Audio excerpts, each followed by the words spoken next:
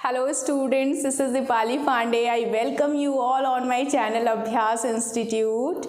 I hope you all are doing well and we are going to study physics and physics में आज हमारा जो chapter है उसका नाम है magnetic effects of electric current.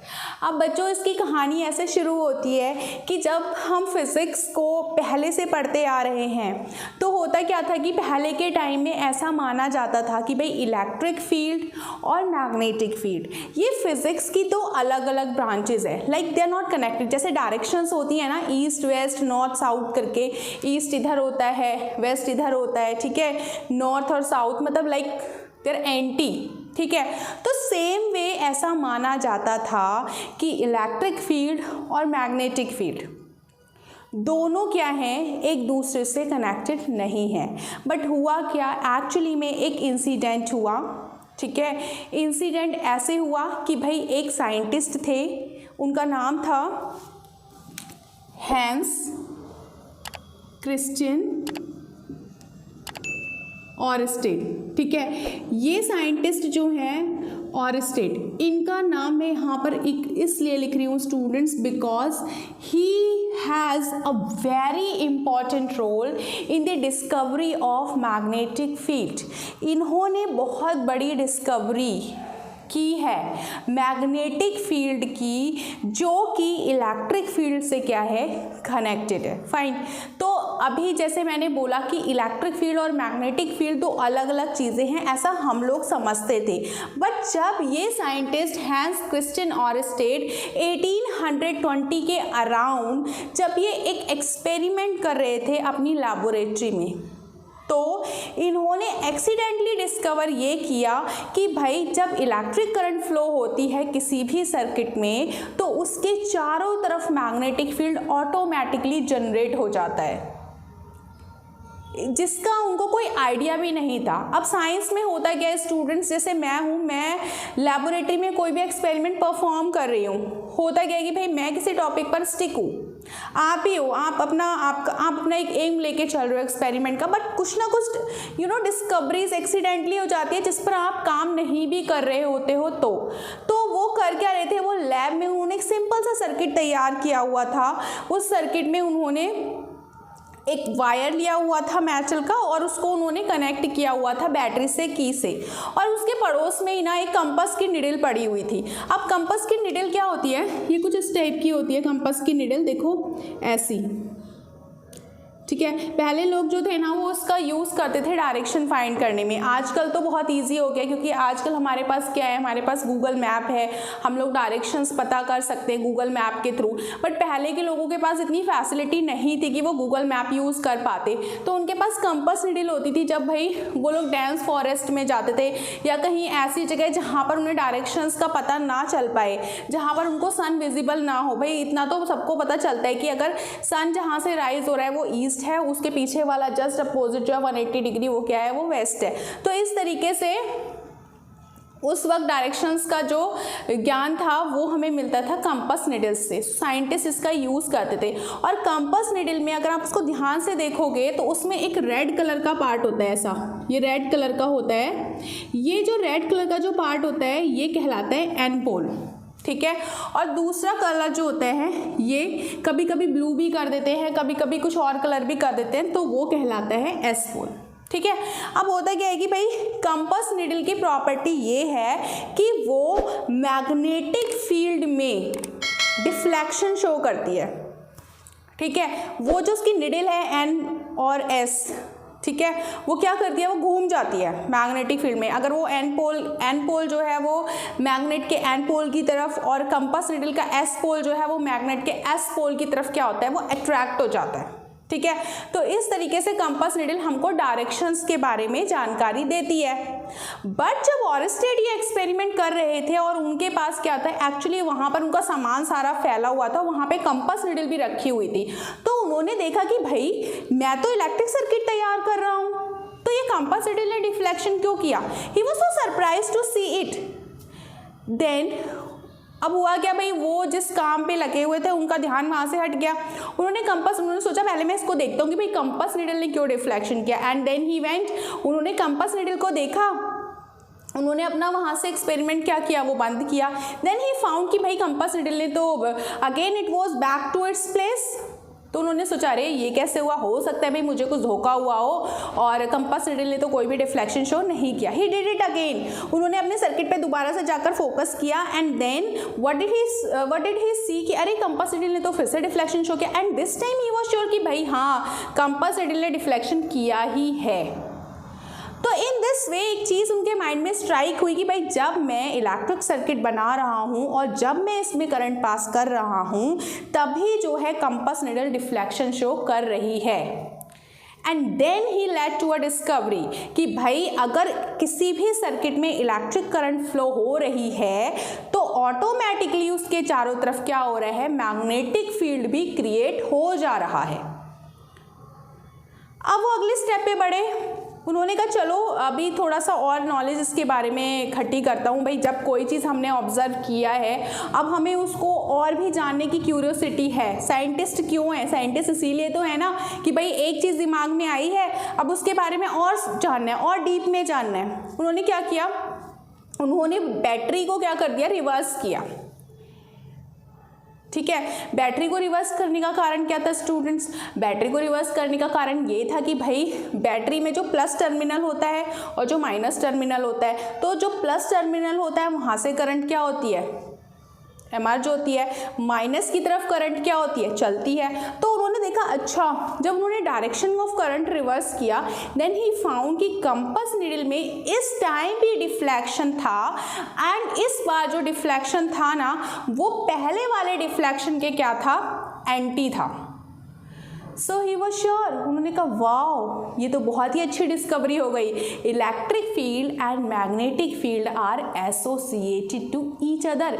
In this way this was a biggest discovery of that time. और इसी पर बेस्ड होते हैं रेडियो वेव्स, इसी पर बेस्ड है टेलीविज़न की वर्किंग और बहुत सारी वर्किंग जो कि इलेक्ट्रिक फील्ड और मैग्नेटिक फील्ड को एसोसिएट करती है। फाइन, तो अब चलो हम डायग्राम बना करके देखते हैं कि उनका किस तरीके का सर्किट डायग्राम था and how he did it. Fine, तो इनका ये जो एक्सपेरिमेंट है इस टॉपिक को हम बोलेंगे ऑरस्टेड एक्सपेरिमेंट। ऑरस्टेड एक्सपेरिमेंट। अब किया क्या, उन्होंने ले लिया था एक वायर, जैसे ये कोई वायर है, ठीक है, ये कोई कंडक्टर है मेटल का, ये मैं इसको कलर कर देती हूँ, ठीक है, ताकि थोड़ा सा डायग्राम में थोड़ा क्लीनिनेस आए। अब इसको उन्होंने कनेक्ट किया किससे, सर्किट से। ये वो कर रहे थे, ऐसा एक्सपेरिमेंट वो कर रहे थे, ठीक है, ये देखो। फाइन, इस तरीके से मैंने एक्सपेरिमेंट बना दिया, ये प्लस हो गया। नाउ अब उन्होंने क्या देखा स्टूडेंट्स, उन्होंने ये देखा कि भाई जब प्लस से करंट एमर्ज होगी तो इस वायर में करंट ऐसे जाएगी और यहाँ पर करंट ऐसे जाएगी। Then what did he see कि भाई ये जो है ये कंपास निडल ये इस तरीके से डिफ्लेक्ट हो जाएगी, इस तरीके से। ये सर्किट बनाना इतना कुछ टफ नहीं है और क्लास 10th में this is the basic information for your subject. And अगर आपको ये पता है तो क्वेश्चन जो है अगर आता है कि भाई कैसे पता चला कि इलेक्ट्रिक फील्ड और मैग्नेटिक फील्ड आपस में एसोसिएटेड है, तो आप जो है इसका नाम लिखिएगा, हैंस क्रिस्टियन ऑरस्टेड के बारे में आप बताइएगा, जिन्होंने 1820 में एक्सीडेंटली डिस्कवर किया कि electric field and magnetic field are associated. And what he did, what was his experiment to define that, you have to tell that he took a conductor wire, he connected it to battery and key, and then he was experimenting in his laboratory. Through that accidentally he found that the compass needle has shown deflection. He was surprised to see it.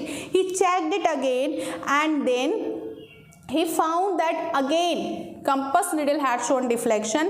Secondly, what he did, he reversed the direction of current in the battery. उन्होंने क्या किया, conductor को connect वैसे ही किया, but second step में उन्होंने क्या किया स्टूडेंट्स, जैसे ये हमारा क्या है, कंडक्टर है, दोबारा से हम सेम कंडक्टर ले रहे हैं, मैं दोबारा से इसको ड्रॉ कर रही हूँ, ठीक है, ये कंडक्टर है,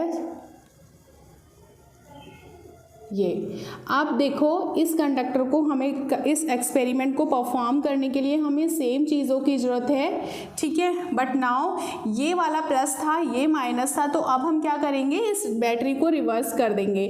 like I will be doing this. देखो ये प्लस है, ये माइनस है, तो करंट जो है ऐसे आएगी, इस तरीके से आएगी, ठीक। नाउ व्हाट डिड ही सी, उन्होंने देखा कि भाई एन पोल ने तो फिर से ही डिफ्लेक्शन कर दिया। तो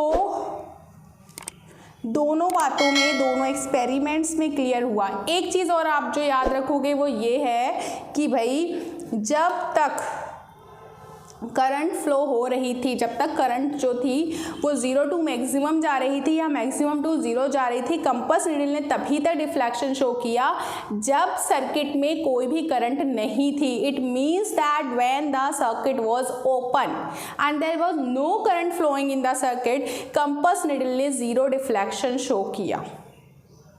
आप 3 केसेस लिख सकते हो। पहला केस आप लिख सकते हो जब करंट की डायरेक्शन क्या थी तब कंपास नीडल ने कैसे किया। सेकेंडली आप बताओगे कि भाई जब करंट की डायरेक्शन को रिवर्स किया, देन अगेन कंपास नीडल ने रिवर्स डायरेक्शन में डिफ्लेक्शन किया। Third case when there was no current in the circuit, then compass needle did not show any deflection. So he was clear by his experiment that what, I am repeating it again, क्या उन्होंने बताया कि भाई electric field and magnetic field are associated with each other and who gets this credit to discover? Oersted, Hans Christian Oersted in 1820। Fine. अब एक चीज़ हमारे दिमाग में ये आती है कि भाई आप एग्ज़ाम दे रहे हो, आप एग्ज़ाम में बैठे हो और आपके ऊपर एग्ज़ाम्स का प्रेशर इतना ज़्यादा है कि भाई आप भूलने वाले हो कि मैम ने जो है वो करंट तो बताया था कि भाई कंपास नीडल डिफ्लेक्ट हो रही है, बट किस डायरेक्शन में डिफ्लेक्ट हो रही है, this is also one question. आप लोग भूल सकते हो उस चीज़ को, तो इसको ना भूलो इसके लिए मैं आपको एक रूल बताती हूँ। उसके लिए एक रूल है, that rule is called Ampere swimming rule. Ampere swimming rule, okay. तो एम्पियर स्विमिंग रूल किस तरीके से इंपॉर्टेंट है? Ampere swimming rule is used to define the direction of deflection of compass needle across a circuit। किसी भी circuit में current की direction को बताने के लिए भाई बच्चों हम लोग यूज़ कर रहे हैं एम्पियर स्विमिंग रूल का, और बहुत ही सिंपल सा रूल है, मेरी बात को ध्यान से सुनो आपको समझ में आएगा। Suppose a person is swimming in the direction of electric current, में इलेक्ट्रिक करंट इधर से इधर जा रही है, आप मान लो ये स्विमिंग पूल है, ये कोई बच्चा है, अपने आप को मान लेना, ठीक है। हमने मान लिया भाई एक बच्चा है, वो इस तरफ स्विमिंग कर रहा है, ठीक है, इस तरफ जा रहा है वो, चलो ऐसे नहीं करते कंफ्यूजन हो जाएगी। हमने माना कि बच्चा जो है ऐसे स्विम कर रहा है, ऐसे, ठीक। अब बच्चा जो है इलेक्ट्रिक करंट की डायरेक्शन में जब स्विम करेगा तो कंपास नीडल का एंड पोल उस डायरेक्शन में डिफ्लेक्ट करेगा जहाँ पर बच्चे का लेफ्ट हैंड होगा। देखो अब बच्चा अगर इस डायरेक्शन में स्विम कर रहा है, चलो इसको, ये बच्चा जो है स्विम कर रहा है, इसको क्या करते हैं, ये थोड़ा पहना देते हैं, ये थोड़ा इसको सूट वूट पहना देते हैं, ठीक है, समझ लेना, सूट वूट पहना है बच्चे ने, ठीक है। तो भाई बच्चा जो है वो ट्रैवल कर रहा है, बच्चा क्या भाई कोई पर्सन ट्रैवल कर रहा है, वो person is swimming in the direction of electric current flowing in a circuit, flowing in a conductor. अगर कोई भी पर्सन करंट फ्लो की डायरेक्शन में स्विम कर रहा है तो जहाँ पर उसका लेफ्ट हैंड होगा वहाँ पर कंपास नीडल का एंड पोल डिफ्लेक्ट करेगा।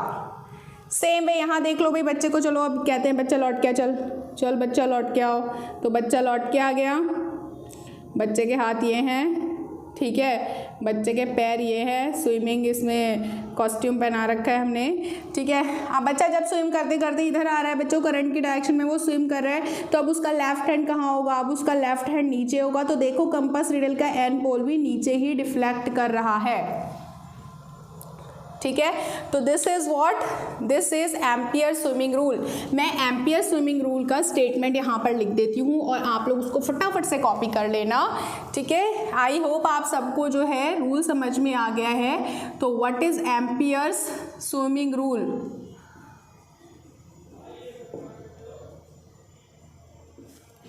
According to this rule,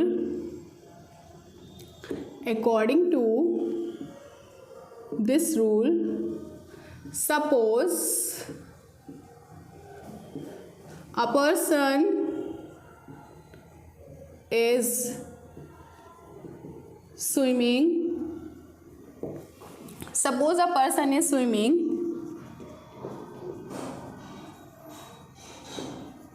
in the direction of flow of electric current, then n pole of compass needle will deflect towards his left hand. Okay, so this is what, this is ampere swimming rule, ठीक है। तो आपको ये clear हुआ? अगर आपको ये clear हुआ है तो प्लीज़ आप मुझे कमेंट सेक्शन में बताओ students. And this is one of the most important topic of class 10। और स्टेट की discovery and ampere swimming rule बहुत ज़्यादा इंपॉर्टेंट है। एंड व्हाट ये क्या कहता है ये आपको समझ में आ गया होगा कि भाई एम्पियर स्विमिंग रूल क्या है। और अब इससे जो आगे वाली वीडियो मैं बनाऊंगी उसमें अब मैं आपको बताऊंगी कि भाई मैग्नेट क्या होता है, मैग्नेटिक फील्ड लाइंस क्या होती हैं, ठीक है, मैग्नेटिक फील्ड क्या होता है। तो that is also a very very important topic of your syllabus. So stay connected with me and please cooperate with me by liking and subscribing and sharing my channel. Provide me a good comments and also please अगर आप किसी को share करते हो so do not forget to tell them कि they have to also press bell icon because this is very very important and this also brings this also builds a close relation between you and me. So thank you students, thanks a lot, take care, bye bye.